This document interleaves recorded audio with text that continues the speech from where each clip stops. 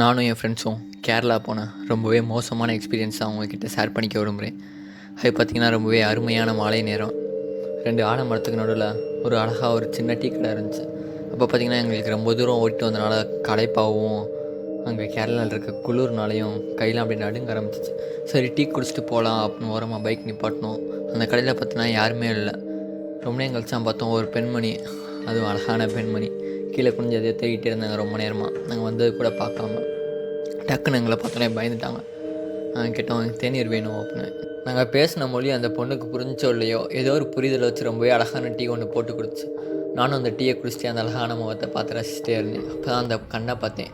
அந்த கண்ணில் ஒரு சோகமும் பயமும் கோபமும் அதோட காதலும் பார்த்தேன். ரொம்பவே அழகாக இருந்துச்சு.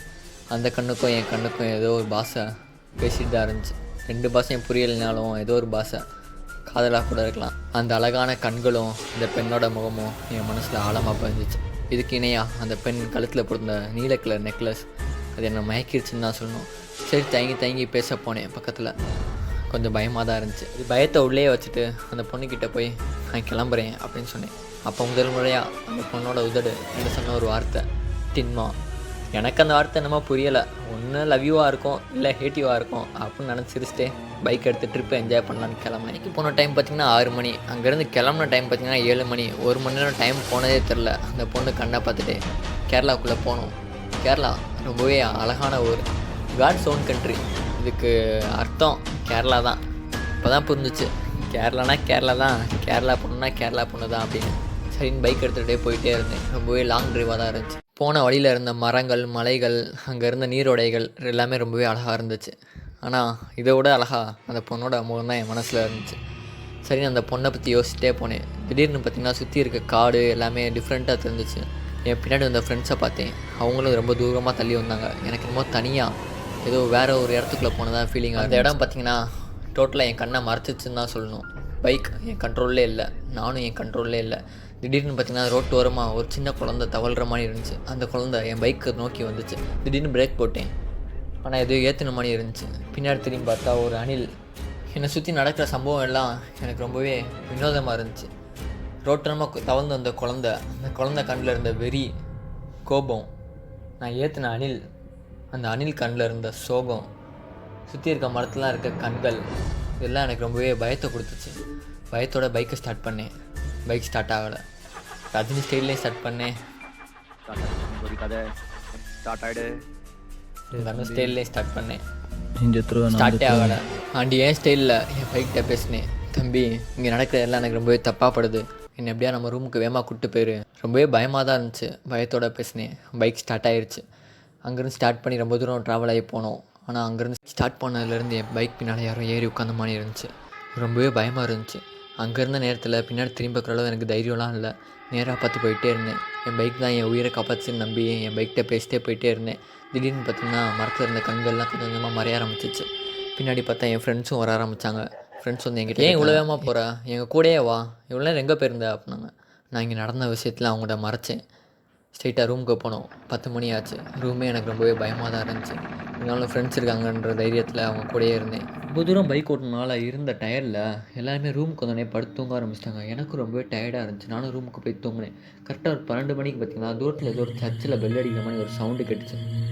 இந்த காட்டில் கூட சர்ச் இருக்குது அப்படின்னு நினச்சிட்டு படுத்து தூங்கினேன். அப்படி கண்ணை முன்னப்போ யாரோ கதவு தட்டுற மாதிரி ஒரு சின்ன சத்தம் கேட்டுச்சு. சத்தம் ரொம்பவே கம்மியாக தான் இருந்துச்சு. சரி நம்ம ஃப்ரெண்ட்ஸ் யாராவது தான் இருப்பாங்க அப்படின்னு வெளில போய் கதவை திறந்து பார்த்தேன். அங்கே யாருமே இல்லை. ரொம்ப பயமாக இருந்துச்சு. சரி நம்ம ஃப்ரெண்ட்ஸ் தான் நம்மளை பயமுறுத்துறதுக்காண்டி இப்படி பண்ணுறாங்க அப்படின்னு நினச்சிக்கிட்டு கதவை லாக் பண்ணிட்டு உள்ளே வந்து படுத்தேன். உள்ளே வந்து படுத்து எனக்கு இன்னும் ஒரு அதிர்ச்சி. என் கதவுக்கு முன்னாடி யாரோ நிற்கிற மாதிரி ஒரு நிழல் தெரிஞ்சிச்சு. ரொம்பவே பயமாக நடிக்கிட்டே போர்வையை பொத்தி போர்வைக்குள்ளேருந்து எட்டி பார்த்துட்டு இருந்தேன். இந்த டைம் பார்த்தீங்கன்னா கதவு தட்டுற சவுண்டு ரொம்பவே அதிகமாக கேட்டுச்சு. அந்த கதவு தட்டின சத்தம் கொஞ்சம் கொஞ்சமாக குறைய ஆரம்பிச்சிச்சு.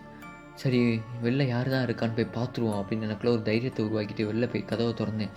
வெளில பார்த்திங்கன்னா யாருமே இல்லை. எனக்கு ரொம்பவே பயமாக இருந்துச்சு. சுற்றி பார்த்தா ரொம்ப இருட்டாக இருந்துச்சு. சரி இந்த முறை நம்ம கதவை பூட்ட வேணாம், பூட்டினா தான் தட்டுறாங்க, திறந்தே வச்சுட்டு தூங்குவோம் அப்படின்னு. கதவை மூடினா தான் கதவை தட்டுறாங்க அப்படின்னு சொல்லிட்டு கதவை மூடாமல் உள்ளே வந்து படுத்து தூங்கினேன். இந்த முறை பார்த்திங்கன்னா திரும்ப அந்த சத்தம் வந்துச்சு. அந்த சத்தம் எனக்கு ரொம்பவே பயமாக இருந்துச்சு.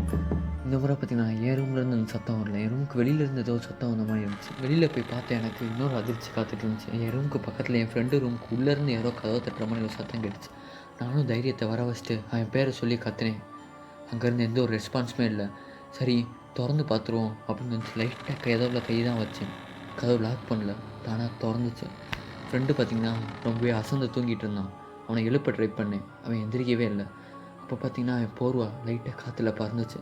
அந்த காற்றுல பறந்த போர்வை என்னை எங்கேயோ கூப்பிட்டு போகிற மாதிரி இருந்துச்சு. அந்த போர்வை எனக்கு எங்கேயோ வழி காமிச்சிச்சு. எனக்கு ரொம்பவே பயமாக இருந்துச்சு. இதை சுற்றி நிறைய அமானுஷமான சத்தங்கள் வேறு கேட்டுகிட்டு இருந்துச்சு. சரி இந்த போர்வை நம்மளை எங்கே தான் கூப்பிட்டு போகுது, சரி இந்த போர்வை பின்னாடி போய் தான் பார்ப்போம் அப்படின்னு ரொம்பவே பயத்தோடு நடுங்கிக்கிட்டே அந்த போர்வை பின்னாடி நடந்து போனேன். போர்வை பார்த்திங்கன்னா தூரத்தில் இருந்த ஒரு சின்ன ஒரு பாத்ரூம். அந்த பாத்ரூம் ரொம்ப நாளாக யாருமே யூஸ் பண்ணாத மாதிரி இருந்துச்சு. அந்த பாத்ரூம்குள்ளே போச்சு. எனக்கு ரொம்பவே பயமாக இருந்துச்சு. அந்த பாத்ரூமே ரொம்பவே திகில் ஊட்டுற மாதிரி இருந்துச்சு. தைரியத்தை வர வச்சுட்டு அந்த பாத்ரூம் பக்கத்தில் போனேன். வாசலில் ஒரு பொண்ணோட செருப்பு இருந்துச்சு. சரி உள்ளே யாரோ ஒரு பெண் தான் இருக்காங்க அப்படின்னு சொல்லி கதவை தட்டினேன். எந்த ஒரு ரெஸ்பான்ஸுமே இல்லை. யாராச்சும் உள்ளே இருக்கீங்களா, உங்களுக்கு எதுவும் பிரச்சனையா அப்படின்னு கேட்டேன். இப்போ எந்த ஒரு சவுண்டுமே இல்லை. சரி உள்ளே ஏதோ ஒரு பெண் தான் இருக்காங்க, அந்த பெண்ணை நம்ம டிஸ்டர்ப் பண்ண வேணாம்னு சொல்லி திரும்பினேன். அப்போ பார்த்தீங்கன்னா டேப் திறக்கிற சத்தம் கேட்டுச்சு. திறந்தோடனே தண்ணி சொட்டு சொட்டாக வடிய ஆரம்பிச்சிச்சு. தண்ணி நிற்கிற சத்தம் கேட்குமா அப்படின்னு சொல்லி பார்த்தேன். கத்துனேன், உள்ளே யாரோ இருக்கீங்களா, தண்ணி திறக்கிறீங்க, உள்ளே யாரோ இருக்கீங்களா அப்படின்னு சொல்லி கத்துனேன். எந்த ஒரு ரெஸ்பான்ஸுமே இல்லை. தண்ணி கொஞ்சமாக கதவு வழியாக என் கால்கிட்ட வர ஆரம்பிச்சிச்சு. எனக்கு ரொம்பவே பயமாக இருந்துச்சு. சரி உள்ளே யார் தான் இருக்கான்னு சொல்லி கதவை மெதுவாக ஓப்பன் பண்ணேன். கதவை திறந்து உள்ளே போனேன். உள்ளே போனால் ஒரு உடஞ்ச கண்ணாடியில் ஒரு பெண்ணோட முகம் தெரிஞ்சிச்சு. எனக்கு அப்படியே நடுங்க ஆரம்பிச்சிச்சு. கை நடுங்கிட்டு அந்த டேப்பை ரொம்ப மெதுவாக போய் க்ளோஸ் பண்ணேன். அங்கேருந்து தண்ணியில் ஏதோ ஒரு எழுத்து பாமாச்சு, டின்மா. எனக்கு அதை பார்த்தோன்னே ரொம்பவே பயமாயிருச்சு. இது அந்த பொண்ணு சொன்ன பேரில், இதுன்னா இங்கே யாரோ எழுதி வச்சுருக்காங்க அப்படின்னு சொல்லிட்டு டக்குன்னு திரும்பினேன்.